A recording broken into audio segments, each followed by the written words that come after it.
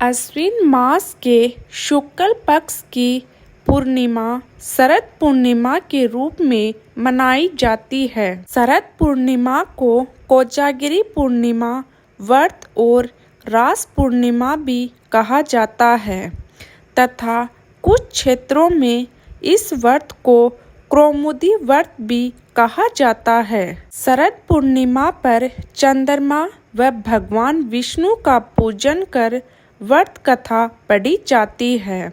धर्म ग्रंथों के अनुसार इस दिन चंद्रमा अपनी 16 कलाओं से परिपूर्ण होते हैं। मान्यता तो यह भी है कि इस दिन माँ लक्ष्मी का जन्म हुआ था।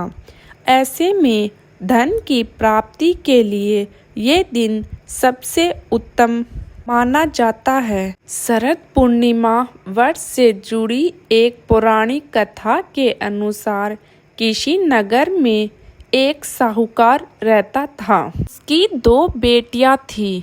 दोनों बेटियां हर महीने में आने वाली पूर्णिमा के दिन व्रत रखती थी। इनमें बड़ी बड़ी बेटी अपना व्रत पूरे विधि विधान से पूरा करती थी। वही छोटी बेटी व्रत के नियमों का सही ढंग से पालन नहीं करती थी। कई सालों तक ऐसा ही चलता रहा।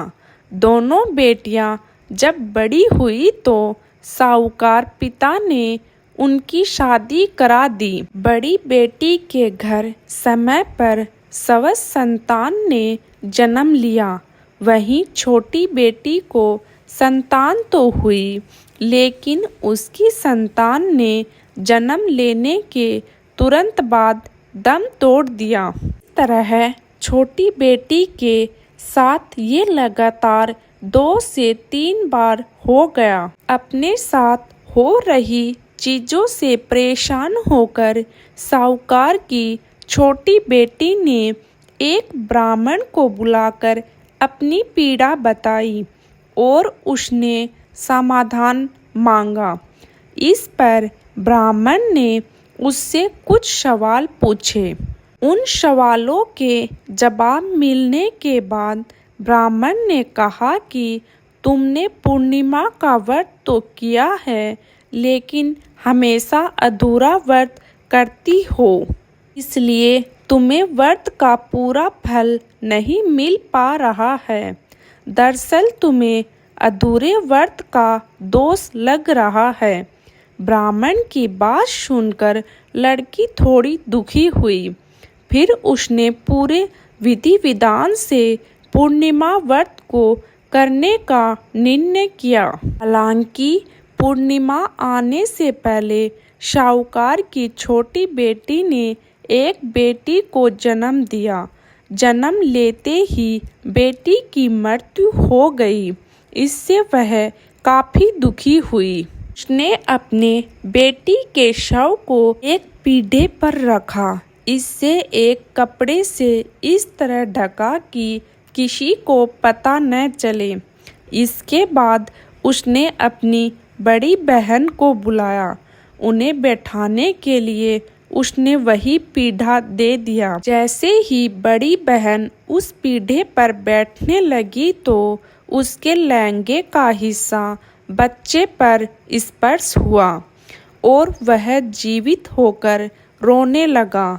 अचानक ऐसा कुछ होने से बड़ी बहन घबरा गई और उसने छोटी बहन को डांट लगाई कि उस पर भी बच्चे की हत्या का कलंक लग जाता। बड़ी बहन को गुस्सा होते देख छोटी बहन ने उसे शांत करते हुए कहा कि दीदी, बच्चा मरा हुआ ही था, तुम्हारे स्पर्श से पुनर्जीवित हो गया। पूर्णिमा पर जो तुम व्रत और तप किया करती थी, उसके कारण तुम्हें वरदान प्राप्त है और तुम पवित्र हो गई। दीदी, अब मैं भी तुम्हारी तरह शरद पूर्णिमा व्रत पर विधि विधान से पूजन करूंगी। इसके बाद से ही इस व्रत के महत्व और फल का प्रचार पूरे नगर में प्रसिद्ध हो गया और इस वाक्य को शरद पूर्णिमा व्रत कथा के तौर पर कहा जाने लगा। माना जाता है कि शरद पूर्णिमा व्रत कथा कहने से सारी मनोकामनाएं पूरी होती हैं। कहा जाता है कि इस दिन लक्ष्मी नारायण की पूजा पूरे विधि विधान से करनी चाहिए। फिर रात में खीर बनाकर उसे रात में आसमान के नीचे रख दें ताकि चंद्रमा की चांदनी का प्रकाश खीर पर पड़े। पूरे दिन सुबह स्नान करके खीर का भोग अपने घर के मंदिर में लगाएं। कम से कम 3 ब्राह्मणों को खीर प्रसाद के रूप में दें। इसके बाद ही अपने परिवार में खीर का प्रसाद बांटें। मान्यता है कि इस प्रसाद को ग्रहण करने से कई प्रकार के रोगों से छुटकारा मिलता है। बोलो लक्ष्मी नारायण भगवान की जय।